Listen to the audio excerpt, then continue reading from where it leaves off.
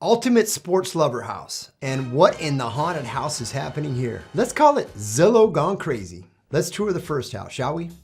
The ultimate deal house. 10 bedroom, 2 bath, 5,500 square feet, New Vineyard, Maine. This sold for $50,000. You can't even buy a car for $50,000 anymore. It definitely looks like it was fun, quirky, historical. Wow, look at that old stove. That old stove number 14. That's probably worth 50 grand right there. Okay, definite water damage. You get the kids out front playing with the little kiddie pool, having some fun. Ah, shit, it's leaking again. Bring the pool in. They repurposed the little kiddie pool. It's collecting water because the roof's leaking. Water damage and the beat up tiles.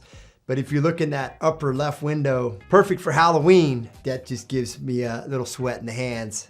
You have the old Model T, just that absolutely amazing house back in the day. So what I'm thinking is this may or may not be deemed historic. If that's the case, you're very limited in what you can do. So you'd probably have to completely gut remodel, do this, but it's obviously, it's a big, beautiful house. It's a heck of a shell. 50K, I would buy it. I would buy it, 100%.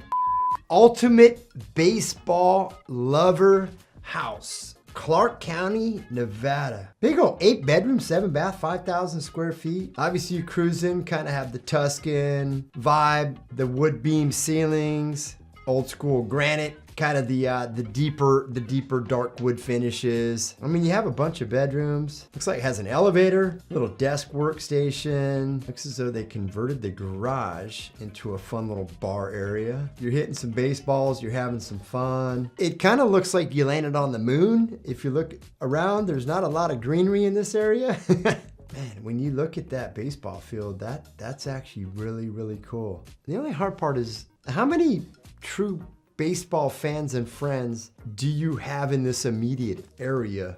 I mean, I can see you out there, it's 114 degrees and you're playing catch with your son. You're like, I built this for you. Trust me, my kids would absolutely love this, but I just don't know about this particular location. I'm still a tad confused.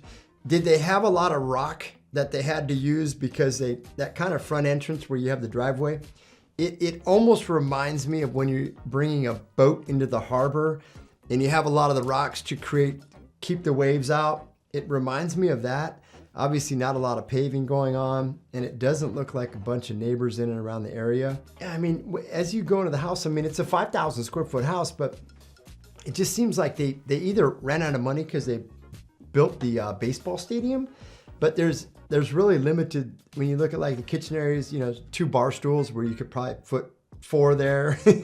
No dining room table, very simple. And once again, maybe they listened to me and they decluttered, they got it out. But a lot of times what you would want in this case is you come in and you do a little bit of staging. So you do a little bit of fun fluff area. You add some pieces here and there and just make it a little bit more homey. It doesn't seem like they really use the house as much, but they do have the bar in the garage. Yeah, and I'm also kind of confused, like those little extra storage areas. Are those ADUs? Are those little housing structures? Are they running a little mini baseball camp here? You know what? Here's what I'm thinking. You get the Padres out here. You have 8 bedrooms. The guys that are struggling, you get them on this field every morning. They have a couple cold beers in the garage after, and then boom, rinse and repeat. Get the batting down, get the hitting down, get the fielding down. Come on, let's go Padres, LFG. So if that was in San Diego, I would most likely be putting a bid on that, especially if it was in PB La Jolla. Well, wouldn't be able to afford it. But let me know in the comments below, would you buy this house? Wow, all right. Those were a little bit crazy for my taste.